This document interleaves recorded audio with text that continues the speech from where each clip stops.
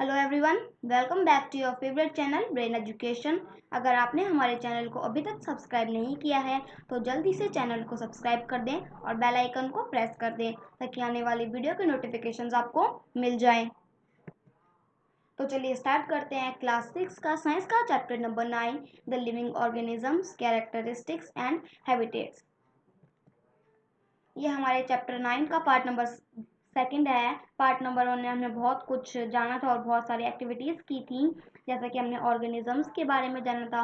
Organisms वो organisms होते हैं, क्रिएचर्स होते हैं जो कि लिविंग होते हैं, जिनके अंदर जान होती है।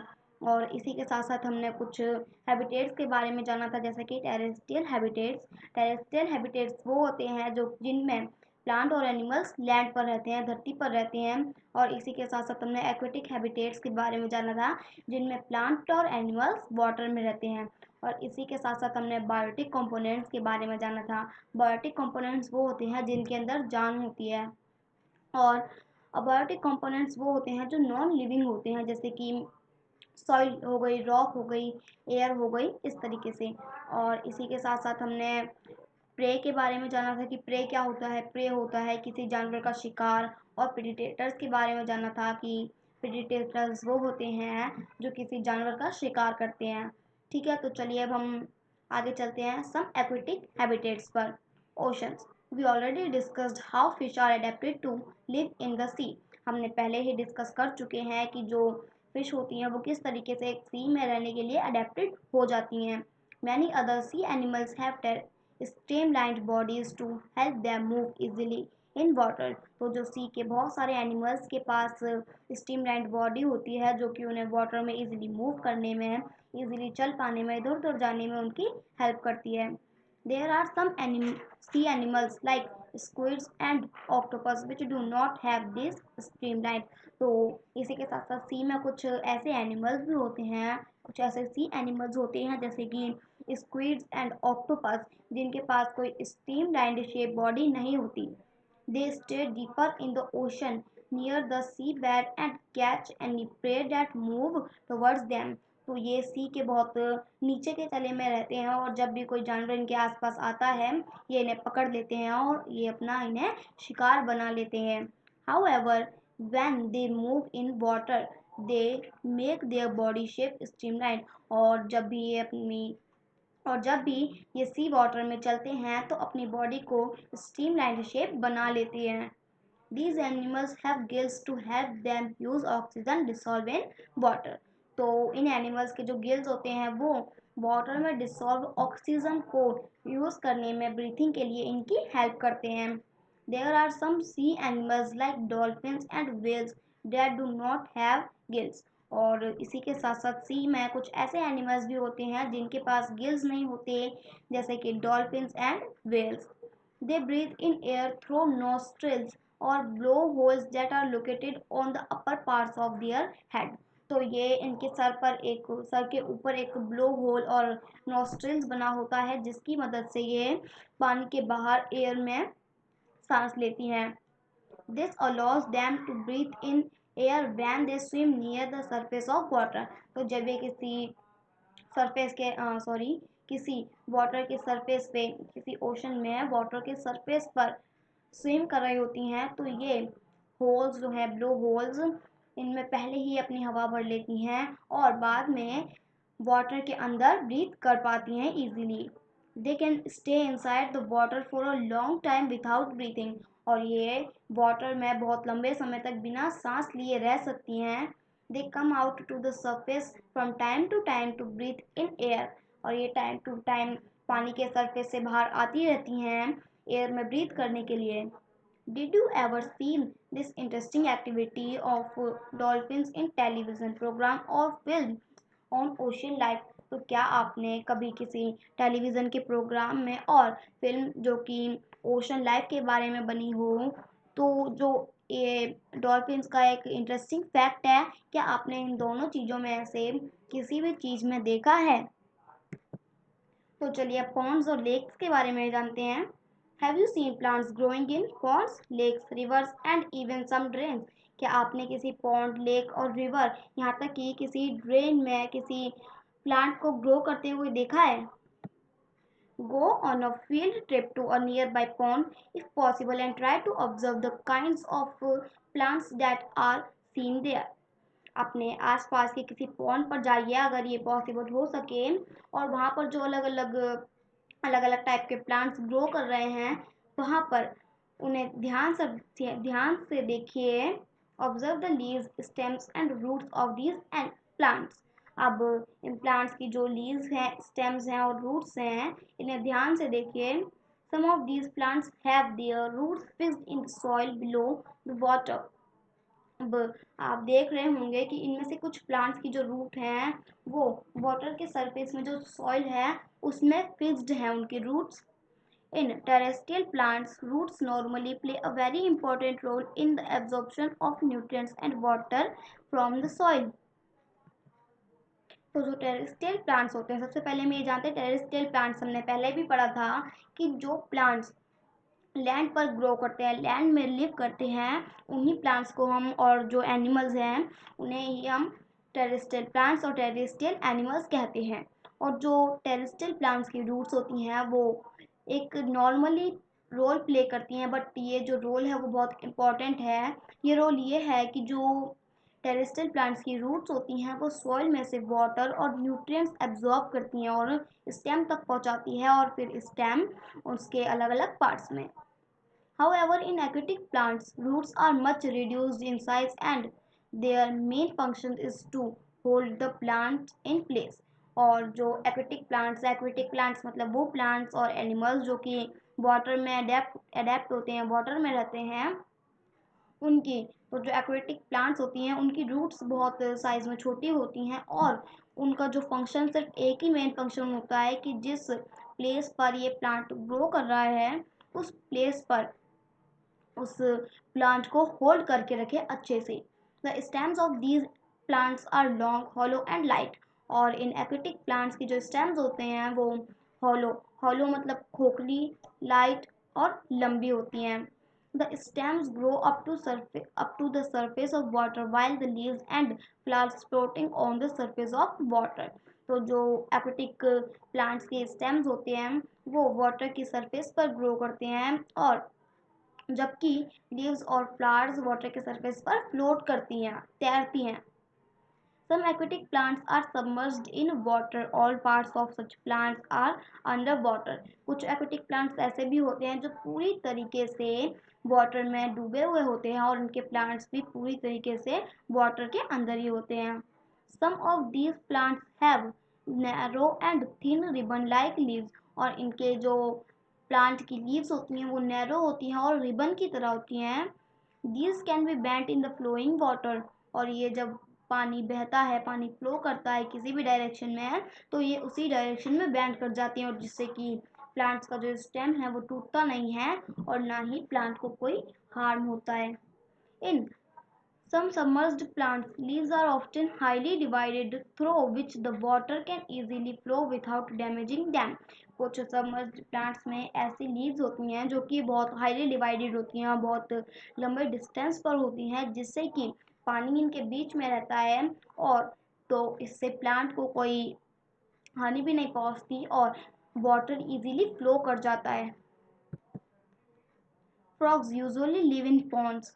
Frogs can stay both inside the water as well as move on land. तो जो frogs होते हैं मेंढक होते हैं वो ponds ज़्यादातर ponds में रहते हैं पर जो frogs हैं वो दोनों ही जगह पर रह सकते हैं वाटर के अंदर भी और लैंड पर भी इजीली चल फिर सकते हैं मूव कर सकते हैं. They have strong back legs that help them in leaping and catching their prey. They have webbed feet which help them swim in water. तो जो फ्रॉग होता है उनके जो पीछे के लैग होते हैं वो बहुत स्ट्रांग होते हैं जिससे कि उन जो प्रे होता है उनका वो इजीली कैच कर पाते हैं हेल्प होती है इससे उनकी और अपने प्रे को वो इजीली खींच पाते हैं और कैच कर पाते हैं. और इनकी जो फीट होते हैं उनकी उंगलियों के बीच में एक वेब्ड होता है जाली टाइप का एक स्ट्रक्चर होता है जो कि उन्हें वाटर में स्विम करने के उनकी हेल्प करता है फ्रॉग्स की. और ये फ्लिपर्स टाइप में होते हैं We have discussed only a few common animals and plants compared to the wide variety that live in different habitats. हमने सिर्फ अभी तक कुछ एनिमल्स और प्लांट्स के बारे में ही डिस्कस किया है, जबकि अलग अलग हैबिटेट्स की एक लंबी वैरायटी है, जिनमें से हमने सिर्फ अभी तक एनिमल्स और कुछ प्लांट्स के ही बारे में डिस्कस किया है. You may have also noticed the very wide variety in plants around you. आपने नोटिस किया होगा कि आपके चारों तरफ प्लांट्स की कितनी अलग अलग वैरायटी है, कितनी लंबी वैरायटी है. When you prepared a herbarium as part of the suggested activities in chapter 7. Herbarium कहते हैं एक एल्बम को. तो जब आपने चैप्टर 7 में सजेस्टेड एक्टिविटीज के दौरान एक हर्बेरियम तैयार किया था, एक एल्बम तैयार किया था, imagine the kind of variety that you could see in a herbarium of leaves of plants from all region of the earth. सोचिए कि अगर आप पृथ्वी पर जितने भी अलग अलग क्षेत्र हैं वहाँ के प्लांट्स की लीव्स की एक हर्बेरियम बना सकते, और बनाने के बाद हर्बेरियम आप जब उनके प्लांट्स को देखते तो आपको उनमें कितनी विविधता दिखाई देती, कितने अलग एक लंबी वैरायटी दिखाई देती, वाइड वैरायटी दिखाई देती लीव्स की. तो चलिए अब सेशन 9.4 पर चलते हैं. कैरेक्टरिस्टिक्स ऑफ ऑर्गेनिजम्स मीन्स हमारे आसपास के organism. We went on a journey through different habitats. हम अलग अलग हैबिटेट्स की जर्नी पर भी गए and discussed many plants and animals. और हमने इसी के साथ साथ इस जर्नी में बहुत सारे एनिमल्स और प्लांट्स के बारे में भी डिस्कस किया. In activity 1 we listed objects, plants and animals found in different surroundings. Activity 1 में हमने कुछ ऑब्जेक्ट्स, प्लांट्स और एनिमल्स लिस्ट किए थे जो कि अलग अलग सराउंडिंग में पाए जाते हैं. Suppose we stop a while and think which example in our living. सोचिए कि अगर आप 1 मिनट के लिए रुक जाएं और इस लिस्ट में उन एग्जाम्पल्स के बारे में सोचें जो कि लिविंग हैं. Let us think of examples from forest, trees, creepers, small and big animals, birds, snakes, insects, rock, soil, water, air, dry leaves, dead animals. तो अगर हम एग्जाम्पल के लिए सोचें तो यहाँ पे जो मैंने अभी नाम बोले थे जैसे कि फॉरेस्ट, ट्रीज, क्रीपर्स और एनिमल्स, बर्ड, तो ये सब हम एग्जाम्पल के लिए ले सकते हैं. Mushroom and moss may be only some of the objects that are present in the forest. तो यहाँ पर ये जो भी मैंने सभी चीज़ों के नाम लिए, जैसे कि फॉरेस्ट, ट्री, क्रीपर, स्मॉल और big animals, birds, snakes, insect, rock, soil, water, air, dry leaves, dead animals, mushroom और जो मोस है, वो कुछ एग्जाम्पल्स हैं जो कि इजीली, ये कुछ ऑब्जेक्ट्स हैं जो कि फॉरेस्ट में पाई जाती हैं, फॉरेस्ट में प्रेजेंट होती है ये things. Which of these are living, जो कि ये सारी ऑब्जेक्ट्स हैं वो लिविंग है. Think of objects that you can see around you at this moment and group them as living and non-living in some cases. It is easy for us to know. तो वो अपने आसपास की things को देखिए और उन्हें लिविंग और नॉन लिविंग के ग्रुप में, उन्हें नॉन लिविंग और नॉन लिविंग के ग्रुप में डिवाइड करने की कोशिश कीजिए. और ऐसे केसेस में हो सकता है कि हम कुछ चीज़ों को इजीली डिवाइड कर पाएँ लिविंग और नॉन लिविंग में. But for example we know that object like chair और टेबल आर नॉट अलाइव. तो हम ये जानते हैं कि टेबल और जो चेयर हैं वो नॉन लिविंग थिंग्स हैं.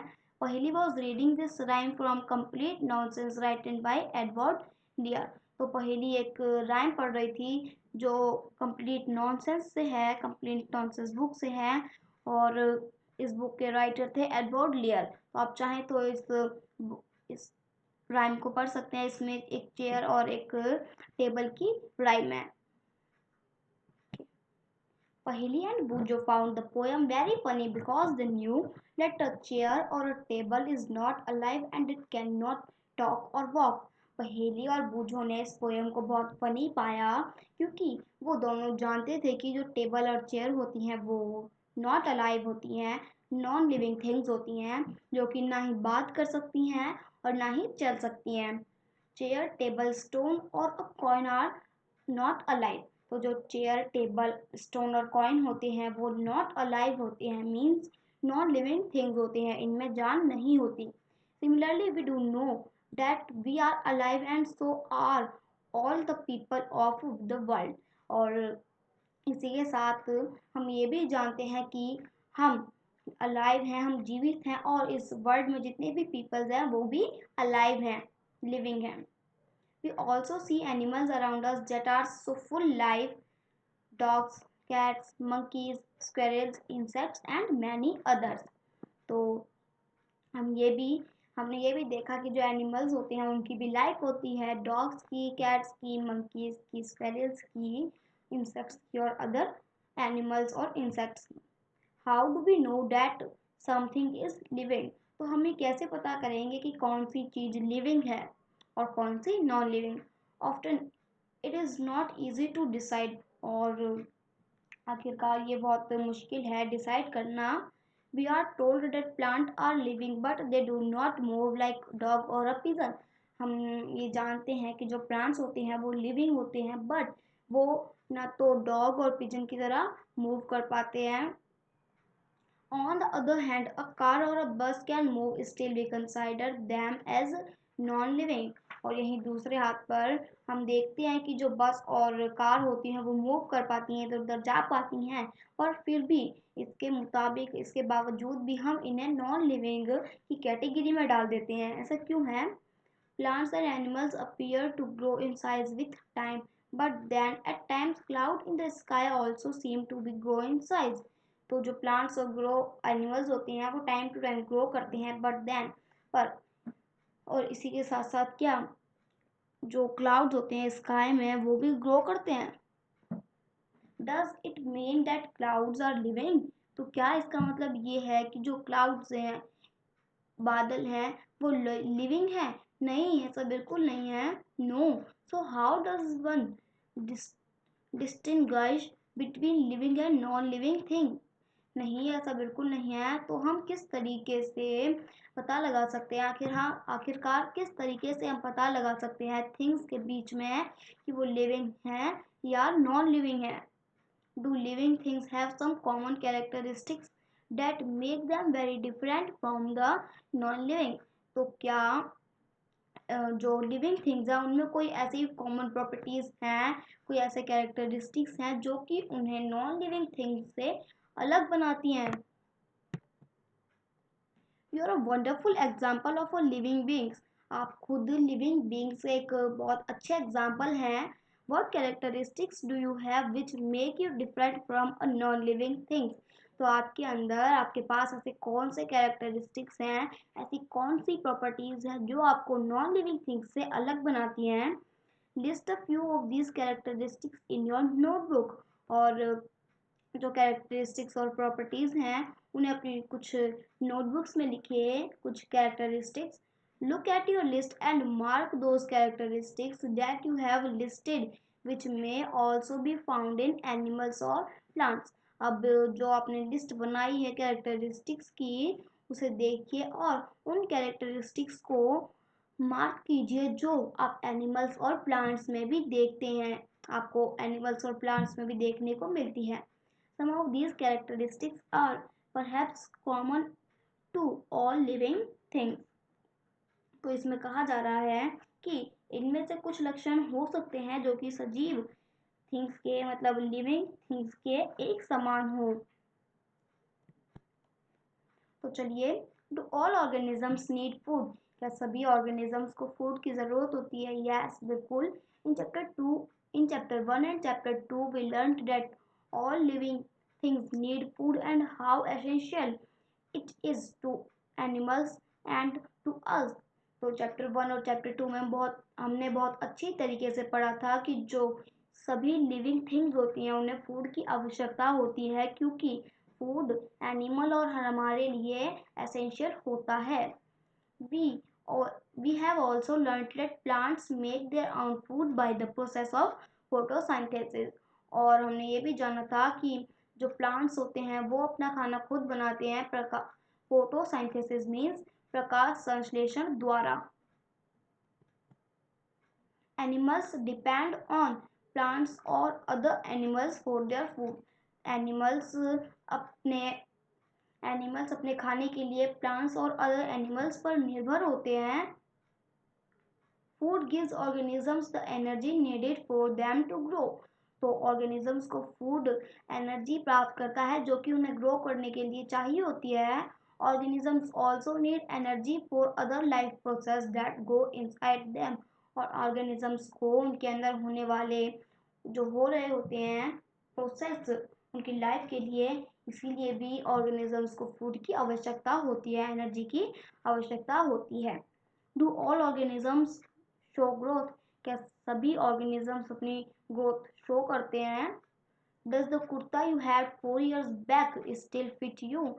तो क्या आपके पास जो कुर्ता था 4 साल पहले वो आपको अब भी फिट आता है? You can not wear it any more isn't it? अब आप इसे और नहीं पहन सकते, क्या ऐसा नहीं है? You must have grown taller during these years. आप इन 4 सालों में ग्रोन हुए हैं, बड़े हुए हैं। You may not realise it, but आपको इसका रियलाइज नहीं हुआ होगा, but you are growing all the time and in few more years you will become an adult। Figure 9.10। तो इसमें कहा जा रहा है कि आपको रियलाइज नहीं हुआ होगा, बट आप हर एक टाइम, हर पल, हर एक मिनट में आप ग्रो करते हो और इन 4 सालों में आप एक अडल्ट बन चुके हो। अडल्ट मतलब या तो आप इस तरीके के होंगे या फिर जब आप इस तरीके के थे तो आप इस तरीके के बन गए होंगे। Young ones of animals also grow into adults। तो जो एनिमल्स के नए जन्मे बच्चे होते हैं वो भी अडल्ट्स में ग्रो हो जाते हैं, अडल्ट्स बन जाते हैं। You would surely have noticed pups grow into adults। आपने पक्का किसी पप्स को अडल्ट होते हुए देखा होगा, बड़ा होते हुए देखा होगा। A chick hatched from an egg grows into a hen or a cock। Figure 9.11। तो आपने देखा होगा कि जो मुर्गी होती है वो अंडा देती है और उसमें से जो बच्चा निकलता है वो ग्रो होकर या तो कोई कॉक बन जाता है या फिर हैन बन जाता है। Plants also grow. Look around you and see a few plants of a particular type. जो प्लांट्स होते हैं वो भी ग्रो करते हैं अपने आसपास। कुछ प्लांट्स को देखिए पर्टिकुलर टाइप के जो हैं। Some are very small and young, some are bigger. कुछ बहुत छोटे होंगे और यंग होंगे, नए पुराने होंगे और यंग होंगे, और कुछ बहुत बड़े होंगे। They may all be in different stages of growth. ये सभी अलग अलग स्टेजेस पे होंगे ग्रोथ के। Look at the plants after a few days and weeks. अब इन्हीं प्लांट्स को जो आपने अभी देखे हैं कुछ दिनों के बाद और कुछ वीक्स के बाद इन्हें देखिए। You may find that some of them have grown in size. तो आपने देखा होगा कि जब आप एक हफ्ते बाद इन प्लांट्स को देखते हैं तो आपको इनके साइज में कुछ अलग दिखाई दिया होगा, कुछ डिफरेंस दिखाई दिया होगा। अब ये जो प्लांट्स हैं वो ग्रोन हो गए, अपने साइज में बड़े हो गए हैं। Growth seems to be common to all living things. तो जो ग्रोथ है वो सभी लिविंग थिंग्स में होती है, एक कॉमन थिंग है लिविंग थिंग्स में growth. Do you think non living things shows growth? क्या आप ये भी सोचते हैं कि जो नॉन लिविंग थिंग्स हैं वो भी अपनी ग्रोथ को शो करते हैं? Do all organisms respire? क्या सभी ऑर्गेनिजम्स रिस्पायर होते हैं? Can we live without breathing? क्या हम बिना सांस लिए रह सकते हैं? When we inhale the air moves from outside to the inside of our body. तो जब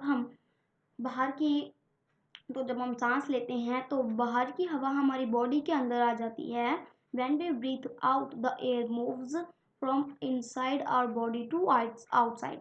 और जब हम अपनी सांस छोड़ देते हैं बाहर की तरफ तो जो हमारी बॉडी के अंदर एयर होती है वो अंदर से बाहर आ जाती है। Breathing is a part of a process called respiration. तो प्रोसेस रेस्पिरेशन का जो प्रोसेस है उसमें ब्रीथिंग एक पार्ट है इसका। In respiration some of the oxygen of the air we breathe in is used by the body. Respiration में जो हम ब्रीथिंग के दौरान ऑक्सीजन यूज कर ब्रीथिंग के दौरान जो ऑक्सीजन यूज करते हैं वो हम बॉडी से यूज करते हैं। We breathe out carbon dioxide produce in this process. तो जब हम सांस लेते हैं तो इस दौरान कार्बन डाइऑक्साइड प्रोड्यूस होता है इस ब्रीथिंग के प्रोसेस में। The process of breathing in animals like cows buffaloes dogs और cat is similar to humans. तो काउज बफेलो और बहुत सारे एनिमल्स में जो ब्रीथिंग का प्रोसेस होता है वो ह्यूमंस की ही तरह होता है। Observe any one of these animal while they are taking rest and notice the movement of their abdomen. तो जो ऊपर नाम दिए गए हैं कुछ एनिमल्स के, उनमें से किसी भी एनिमल को जब वो रेस्ट कर रहा हो तब देखिए इसके एब्डोमेन को नोटिस कीजिए। जब वो रेस्ट कर रहा होता है कि किस तरीके से वो मूवमेंट कर रहा होता है। This slow movement indicates that they are breathing.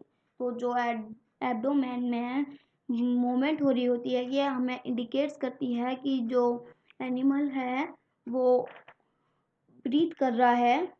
Respiration is necessary for all living organisms. तो रेस्पिरेशन हर एक लिविंग ऑर्गेनिज्म के लिए इम्पॉर्टेंट होता है।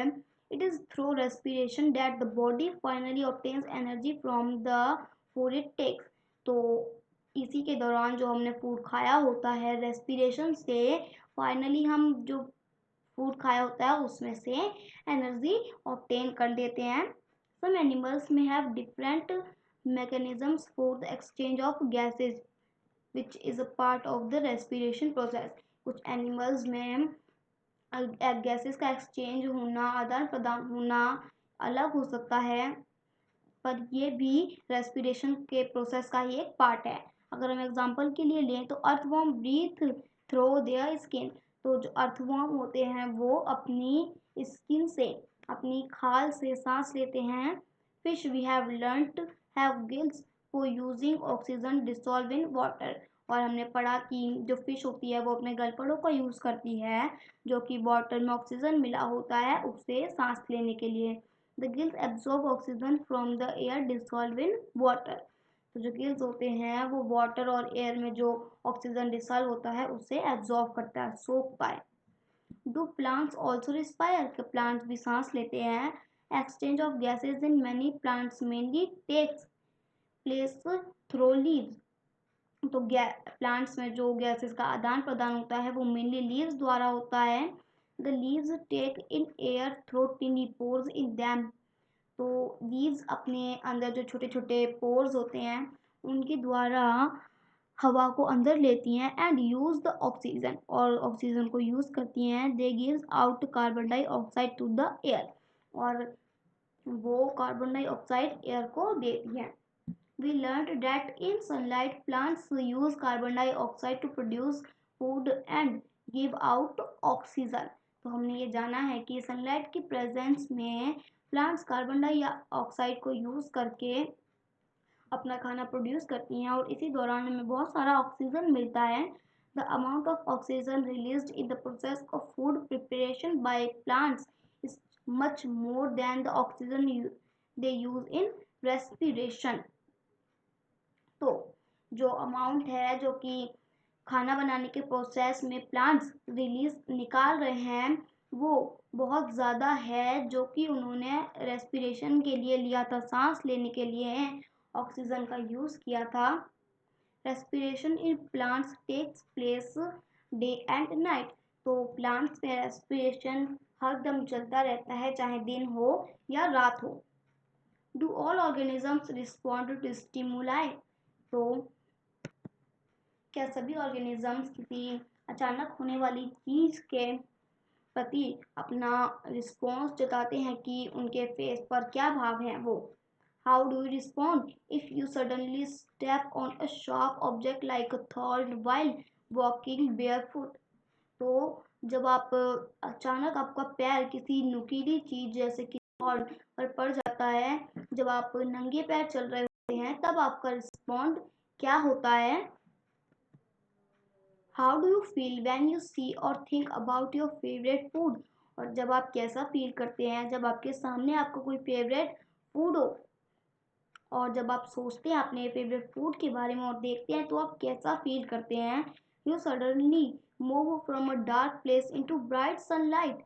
जब आप अचानक एक अंधेरे जगह से निकलकर ब्राइट सनलाइट में आते हैं, तब क्या होता है? What happens? Your eyes shut themselves automatically from for a moment till they adjust to change the bright surrounding. तो आपकी आंखें अचानक अपने आप को बंद कर लेती हैं ऑटोमेटिकली, क्योंकि पहले वो एक अंधेरे रूम में थी जहाँ पर कोई लाइट नहीं आ रही थी, और एकदम से जब वो अपने आसपास के वातावरण को चेंज होते देखती हैं आईज, क्योंकि पहले वो एक अंधेरे रूम में थी और अचानक से उनके सामने रोशनी आ गई, तो इसीलिए वो अचानक से ही अपनी अपनी आंखें बंद कर लेती हैं जब उनके ऊपर रोशनी पड़ती है। Your favorite food, bright light, and thought in the above situations are some examples of changes in your surrounding. तो आपका फेवरेट खाना, ब्राइट लाइट, थॉट और इन सब सिचुएशंस के कुछ एग्जांपल्स थे जो कि आपके सराउंडिंग को, आपके आसपास को चेंज कर देते हैं अचानक। All of us respond immediately to such changes. हम सभी रिस्पॉन्ड करते हैं जो अचानक हमारे आसपास कुछ चेंजेस हो जाते हैं। Changes in our surroundings that makes us respond respond to them are called stimuli. तो हमारे आसपास जब कोई चेंज होता है तो वो हमें रिस्पॉन्ड करता है, तो हम उसे देख करके रिस्पॉन्ड करते हैं, तो इसी प्रोसेस को हम क्या कहते हैं? स्टिमुलाई। तो यही प्रोसेस स्टिमुलाई कहलाता है। Do other animals also respond to stimuli? क्या दूसरे एनिमल्स भी रिस्पॉन्ड करते हैं स्टिमुलाई के द्वारा? Observe the behaviour of animals when food is served to them.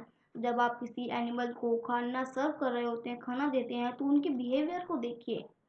Do you find them suddenly becoming active on seeing the food? क्या आप देखते हैं कि जैसे ही जिस एनिमल को आप फूड दे रहे होते हैं, अचानक उसमें वो बहुत एक्टिव हो जाता है, अचानक उसमें बहुत एनर्जी आ जाती है खाने को देखकर। When you move towards a bird, what does it do? जब आप किसी बर्ड के पास जाते हैं तो वो क्या करता है? Wild animals run away when bright light is flashed toward them. और जो जंगली जानवर होते हैं, जब उन पर ब्राइट लाइट पड़ती है तो वो भाग जाते हैं। Similarly cockroaches begin to move to their hiding place if the light in the kitchen is switched on at night. तो किचन में ज़्यादातर कॉकरोचेस होती हैं, तो कॉकरोचेस जब लाइट बंद हो जाती है तो किचन में घूमते हैं, और जैसे ही अगर हम किचन की लाइट जला देते हैं तो कॉकरोचेस अपने हाइडिंग प्लेसेस पर भाग जाते हैं जहाँ पर वो छुपते हैं।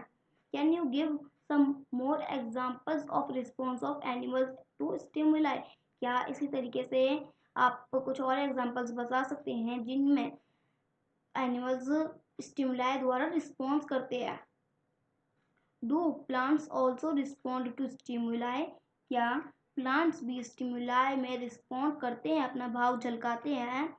Flowers of some animal sorry flowers of some plants bloom only at night. कुछ प्लांट्स के ऐसे भी पार्ट होते हैं, फ्लावर होते हैं जो कि सिर्फ रात के समय ही ब्लूम करते हैं, रात के समय ही वो खुल जाते हैं उनकी कलियां।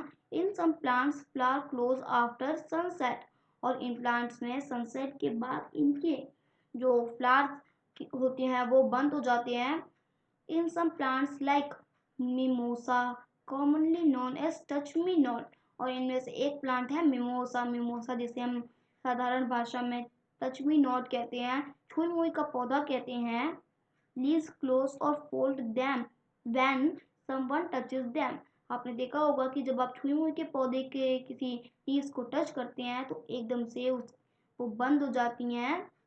These are examples of responses of plants toward changes in their surrounding। तो ये एक प्लांट का एग्जाम्पल था, जो कि ये एक एग्जाम्पल था प्लांट की। प्लांट्स भी अपने प्रति होने वाले इनके आसपास होने वाले चेंजेस में रिस्पॉन्स करते हैं, अपना भाव झलकाते हैं। अब आइए एक्टिविटी 4 पर चलते हैं। Place a potted plant in a room a little away from a window through which sunlight enters sometime during the day। Figure 9.12, figure 9.12 ये है। अब एक ऐसा कमरा ढूंढिए जहां पर इसके कमरे की खिड़की के पास धूप आती हो और एक पॉटेड प्लांट लीजिए और उसे वहां रख दीजिए। जैसा कि फिगर 9.12 में दिखाया गया है कुछ इस तरीके से। Continue watering the plant for few days. अब इस प्लांट को कुछ दिनों तक पानी देते रहिए। Does the plant grow upright like plant out in the open. क्या अब ये प्लांट अच्छी तरीके से ग्रो कर पाता है जैसे कि दूसरे प्लांट्स खुले में ग्रो कर पा रहे हैं। Note the direction in which it bends if it is not growing upright. इसकी डायरेक्शन को, जैसे मुड़ गया है, उस डायरेक्शन को अपनी नोटबुक में नोट कीजिए, क्योंकि अब ये अच्छे से ग्रो नहीं कर पा रहा है, इसीलिए ऐसा हुआ। Do you think this may be in response to some stimuli. क्या आप ये सोचते हैं कि यहाँ स्टिमुलाई के द्वारा, स्टिमुलाई में जो रिस्पॉन्स है उसकी वजह से ऐसा हुआ है। All living things respond to changes around them. तो हर एक लिविंग थिंग्स, उनके आसपास जब कोई चेंज होता है तो अपना भाव झलकाते हैं वो। Living organisms and excretion. All organisms need food. सभी ऑर्गेनिजम्स को फूड की ज़रूरत होती है। Not all the food that is eaten is completely used, only a part of it is utilized by the body. तो जो हम खाना खाते हैं वो उसका पूरा खाना यूज़ नहीं होता है, केवल खाने का कुछ ही पार्ट हमारी बॉडी को यूज़ करना होता है। हमारी बॉडी कुछ खाने का थोड़ा सा ही पार्ट यूज़ करती है। What happens to the rest. और बचे हुए शेष भाग का क्या होता है। This has to be removed from the body as waste. तो ये हमारी बॉडी में से वेस्ट की तरह वेस्ट बनकर निकाल दिया जाता है। Our body produces some waste in other life process also. हमारी लाइफ के प्रोसेस में कुछ हमारी बॉडी वेस्ट बनाती है। The process of getting rid of waste by organism is known as excretion.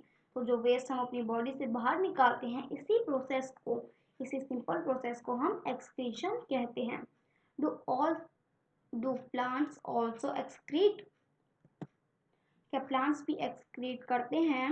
They do but not as seen in plant. हाँ, ये excretion करते हैं बट प्लांट एनिमल्स की तरह नहीं। The mechanisms in plants are a little different. तो इस process को करने का प्लांट्स में एक अलग तरीका होता है, कुछ डिफरेंट होता है। Some plants find it possible to store the waste products within their parts in a way that they do not harm the plant as a whole. तो प्लांट्स इस वेस्ट को अपने उन पार्ट्स में रख लेते हैं, अपने प्लांट के उस पार्ट में रख लेते हैं जो कि इस वेस्ट को रखने से खराब ना हो। Some plants remove waste products as secretion. तो कुछ प्लांट्स अपने अंदर से वेस्ट को निकाल देते हैं सिक्रीशन द्वारा। Excretion is another characteristics common to all organism. तो एक्सक्रीशन है जो कि ऑल ऑर्गेनिजम्स के एक और कॉमन कैरेक्टरिस्टिक है, एक और समान लक्षण है। Do all organisms reduce their own kind. तो क्या सभी ऑर्गेनिजम्स अपनी ही तरह क्या सभी organism produce their own kind, अपनी ही तरह प्रोड्यूस करते हैं। Have you ever seen nests of some birds like pigeons. क्या आपने किसी पिजन के नेस्ट को देखा है। Many birds lay their eggs in the nest. और बहुत से बर्ड्स अपने नेस्ट में अपने एग्स देते हैं, ले करते हैं अपने eggs. Some of the eggs hatch and young bird come out of them. Figure 9.3। तो अंडों में से जब कोई पिजन अंडे देती है तो उसके कुछ दिन बाद एग्स हैच हो जाते हैं, फूट जाते हैं और उसमें से छोटे छोटे बर्ड्स बाहर निकल आते हैं। Animals reproduce their own kind. तो एनिमल्स अपनी तरह अपने जो चाइल्ड होते हैं उन्हें रिप्रोड्यूस करते हैं अपनी तरह। The mode of reproduction may be different. In different animals. तो अलग अलग एनिमल्स में रिप्रोडक्शन का तरीका अलग हो सकता है। Some animals produce their young ones through eggs. कुछ एनिमल्स अपने अपने ही जैसे बच्चे एग्स द्वारा प्रोड्यूस करते हैं। Some animals give birth to young ones, figure 9.14। और कुछ एनिमल्स बच्चे बर्थ करते हैं अपनी ही तरह। प्लांट्स ऑल्सो रिप्रोड्यूस, प्लांट्स भी रिप्रोड्यूस करते हैं लाइक एनिमल्स, एनिमल्स की ही तरह। Plants also differ in their mode of reproduction, plants के जो रिप्रोडक्शन का तरीका है वो भी अलग होता है। Many plants reproduce through seed, और बहुत से प्लांट्स सीड द्वारा रिप्रोड्यूस करते हैं, रिप्रोडक्शन करते हैं। Plants produce seeds which can germinated and grow into new plants, figure 9.15। तो प्लांट्स होते हैं जो वो सीड्स को प्रोड्यूस करते हैं, सीड को बनाते हैं अपने जैसा, सीड को प्रोड्यूस करते हैं जो कि जर्मिनेट मतलब अंकुरित हो सकते हैं और प्लांट्स और नए प्लांट्स भी उगा सकते हैं। Some plants also reproduce through part of other than seeds, और प्लांट कुछ प्लांट्स ऐसे होते हैं जो कि अपने प्लांट के पार्ट से और नए पार्ट प्लांट्स उगाते हैं सीड की जगह पर। For example a part of a potato with a bud grown into a new plant, figure 9.16। तो अगर हम एग्जाम्पल के लिए लें तो पटैटो की जो एक बड है उससे हम नया प्लांट उगा सकते हैं। Plants also reproduce through cutting, plants cutting द्वारा भी रिप्रोड्यूस होते हैं। Would you like to grow a plant in this way yourself, क्या आप इस तरीके से कटिंग के प्रोसेस से आप भी एक प्लांट ग्रो करना चाहेंगे? आइए एक्टिविटी 5 को करते हैं। Activity 5, take a cutting from a rose और अ मेहंदी प्लांट। अब एक मेहंदी प्लांट या फिर रोज के प्लांट में से एक कटिंग लीजिए। Fix it in the soil and water it regularly. अब इसे सॉइल में अच्छे से फिक्स कर दीजिए और इसे डेली पानी दीजिए। What do you observe after a few days, कुछ दिनों के बाद आप क्या देखते हो? It may not be easy to grow plants from cutting, plants को कटिंग द्वारा ग्रो करना बहुत इजी नहीं है। Do not be disappointed if your cutting does not grow. अब ज़्यादा परेशान ना हो अगर आपकी कटिंग ग्रो ना करे। Talk to a gardener if possible, अगर पॉसिबल हो सके तो एक गार्डनर से बात कीजिए। On the care to be given to cutting to make them grow into plants, कि जो आपने कटिंग ली है प्लांट की उसे किस तरीके से आप ग्रो करें, किस तरीके से एक प्लांट बनाएं। Living things produce more of their own kind through reproduction, तो जो लिविंग थिंग्स होती हैं वो भी अपनी तरह अपने बच्चे रिप्रोडक्शन करते हैं और इसी प्रोसेस को हम रिप्रोडक्शन कहते हैं। It takes place in many different ways for different organisms, अलग अलग ऑर्गेनिजम्स में से अलग अलग तरीके से करने का उपयोग होता है। चलिए अब दूसरे पार्ट पर चलते हैं। डू ऑल ऑर्गेनिजम्स मूव, क्या सभी ऑर्गेनिजम्स इधर उधर चल पा सकते हैं, गति करते हैं? In chapter 8 we discussed the various ways in which animal move। Chapter 8 में हमने बहुत सारे तरीके देखे थे जिसमें एनिमल्स मूव करते हैं। They move from one place to another place and also show other body movements।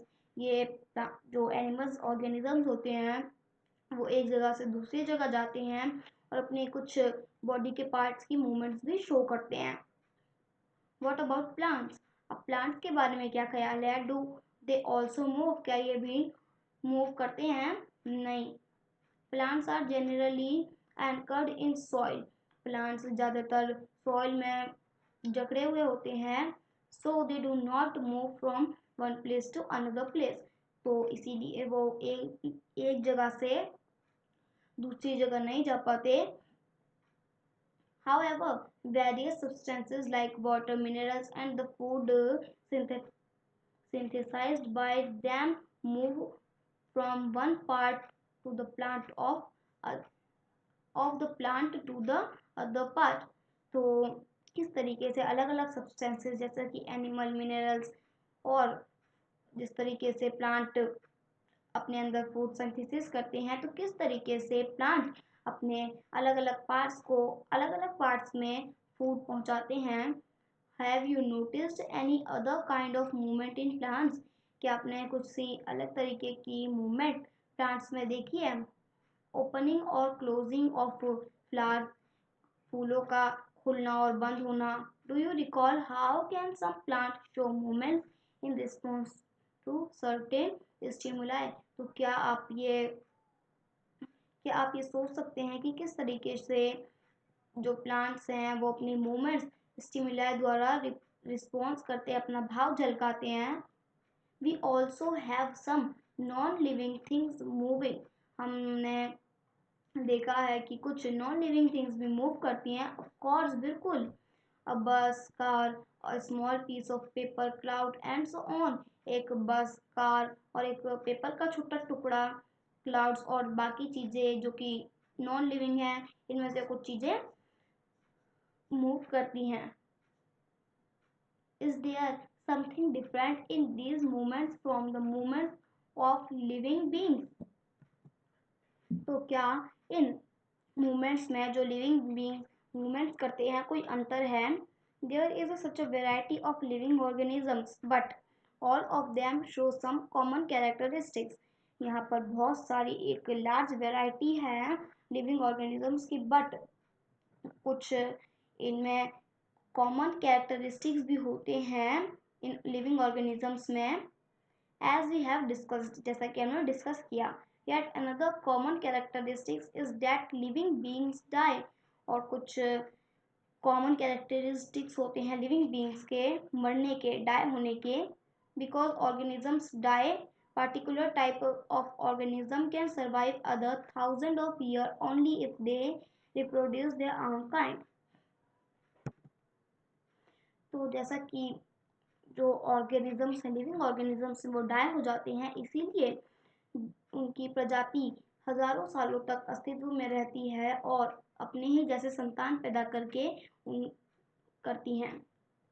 One single organisms may die without ever producing, but the type of organism can exist only if there is reproduction. एक single organisms बिना reproducing करे मर जाता है, but किसी organism की प्रजाति तभी अस्तित्व में रह सकती है जब उसके जब वो रिप्रोडक्शन करते रहें। We see that all living things seem to have some common characteristics. हमने देखा कि कुछ लिविंग थिंग्स में कुछ कॉमन कैरेक्टरिस्टिक्स होते हैं। They all need food, respire, respond to stimuli, reproduce, show movement, grow and die. और इन सभी ऑर्गेनिजम्स को ऑल लिविंग थिंग्स को खाने की आवश्यकता होती है। वो रिस्पायर करते हैं, रिस्पॉन्ड टू स्टिमुलाई, और स्टिमुलाई में रिस्पॉन्स भी करते हैं, अपने भाव झलकाते हैं, रिप्रोड्यूस करते हैं और अपनी मूवमेंट्स शो करते हैं, मरते हैं और ग्रो करते हैं। Do we find some non living things that also show some of these characteristics? क्या हम कुछ ऐसे नॉन लिविंग थिंग्स को फाइंड क्या हम कुछ ऐसे नॉन लिविंग थिंग्स को फाइंड कर सकते हैं जिनमें ये कुछ कैरेक्टरिस्टिक्स हों? Cars, bicycle, clocks and water in the river move. तो कार है, एक बाईसाइकिल है, एक क्लॉक्स है और एक वाटर है जो कि रिवर में मूव करता है। The moon moves in the sky, और मून स्काई में मूव करता है। A cloud grows in size right in front of our eyes. तो कभी जो बादल होते हैं वो ज़्यादा बड़े होते हैं साइज में और कभी छोटे होते हैं। Can such things be called living? तो क्या ये सभी चीज़ें लिविंग कहलाएंगी? वी आस्क आवरसेल्फ, हम अपने आप से पूछते हैं, do these objects also show all the other characteristics of living thing? क्या ये सभी ऑब्जेक्ट्स जो कि हमने अभी पढ़े लिविंग थिंग्स की तरह, इनमें भी कोई कैरेक्टरिस्टिक्स है? क्या कोई मूवमेंट शो करते हैं ये? In general, something that is living may have all the characteristics that we have discuss generally ज़्यादातर समथिंग दैट इज लिविंग में, तो जो लिविंग होते हैं उनके कैरेक्टरिस्टिक्स हमने डिस्कस किए, उनके गुण हमने डिस्कस किए। while non living things may not show all these characteristics at the same time, और जबकि नॉन लिविंग थिंग्स अपने जो कैरेक्टरिस्टिक्स हैं वो एक ही किसी सेम टाइम पर अपने कैरेक्टरिस्टिक्स शो नहीं करते। इन दिस ऑलवेज ट्रू, क्या ये हमेशा ट्रू रहेगा? Do we always find that living things definitely show all the characteristics of the living that we have discuss? क्या हमेशा लिविंग थिंग्स डेफिनेटली पक्का कैरेक्टरिस्टिक्स अपने गुण डिस्कस जो कि किए हमने डिस्कस वो शो करते रहेंगे?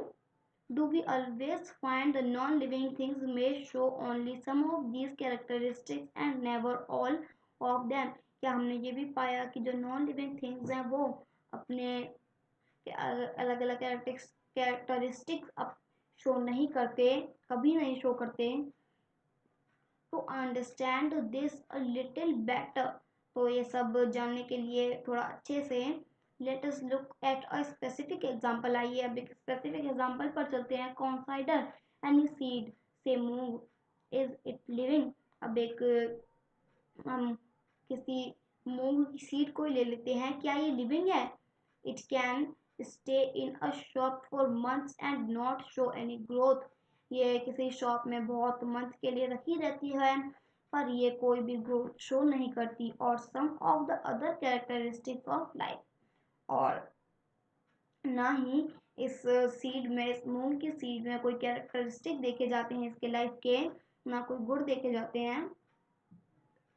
However, we bring the same seed of plant it in soil, water water it and it turns into a whole plant। तो कभी हम इस सीड को प्लांट में सॉइल में सॉइल में प्लांट की तरह परिवर्तित कर देते हैं और इसे वाटर देते हैं और कुछ ही दिनों में एक पूरा प्लांट बन जाती है। Did the seed need food, क्या किसी सीड को फूड की ज़रूरत होती है? क्या डिड इट एक्सक्रीट, क्या ये एक्सक्रीट करती है?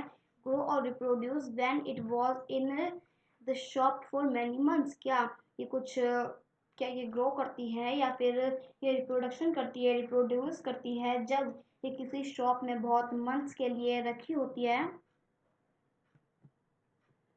We see that there can be cases when we cannot easily say that a thing has all the characteristics that we have discussed for it to be called living।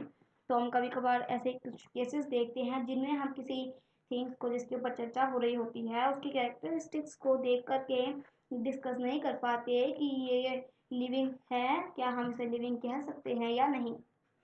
What then is life? Life क्या है?